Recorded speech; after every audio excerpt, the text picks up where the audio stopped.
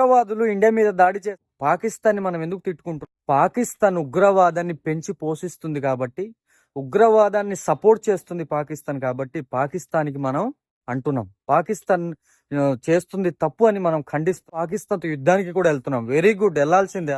ఒకరి మీద ఉసిగొలుపుతూ, మతం పేరిట రెచ్చగొడుతూ, మత కల్లోహాలు గొడవలను పుట్టించేవాడు కూడా ఉగ్రవాదులతో సమానం.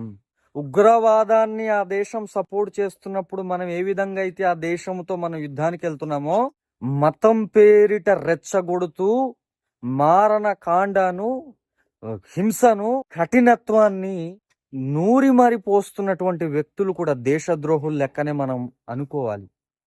ఎందుకోసం అంటే ఆ రకంగా మతం పేరిట రెచ్చగొట్టడం ద్వారా జరుగుతున్నటువంటి నష్టం ఈరోజు అడుగడుగున మనం హింసను చూస్తున్నాం. దేశాన్ని కబలిస్తున్నది ఈరోజు మత గొడవలే. దేశంలో హింసను రేకెత్తిస్తున్నది మత గొడవలే. కాబట్టి ఉగ్రవాదులతో సమానమైనటువంటి మతం పేరిట రెచ్చగొడుతున్న వారిని కూడా వాళ్ళు దేశద్రోహులుగానే మనం పరిగణించాల్సిందే. హత్య చేసిన మొదటి ద్రోహినా, లేకుంటే హత్య చేయించినవాడు మొదటి ద్రోహినా? ఇప్పుడు హత్య చేయించినోడికి బుద్ధి ఉండాలి, హత్య చేసినోడికి బుర్ర ఉండాలి. హత్య చేసినోడు కంటే హత్య చేయించినోడు చాలా ఎక్కువగా తప్పు చేస్తున్నట్టుగా మనం పరిగణించవచ్చు. అలాగని హత్య చేసినోడు తప్పు కాదా? వాడిది కూడా తప్పే. మతం మతం మతం మతం అని చెప్పి రెచ్చగొడుతూ ప్రజలలో గలివిలిని సృష్టిస్తూ ప్రజలలో ఒక గందరగోళాన్ని సృష్టిస్తూ, అలాంటి వాళ్ళని మనం ఏం చేయాలి? అలాంటి వాళ్ళు కాదా దేశద్రోహులు?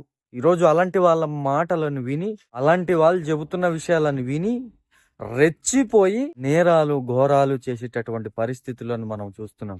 ఎవరు దేశద్రోహులు? నిజమైన దేశద్రోహులు అంటే మతం పేరిట గొడవలను పుట్టి, మతం పేరిట హింసను ప్రేరేపింపజేస్తూ, మతం పేరిట అల్లర్లను సృష్టిస్తూ, మతం పేరిట గొడవలను పెడుతున్న వాడే నిజమైన దేశద్రోహి అనేది నా యొక్క భావన.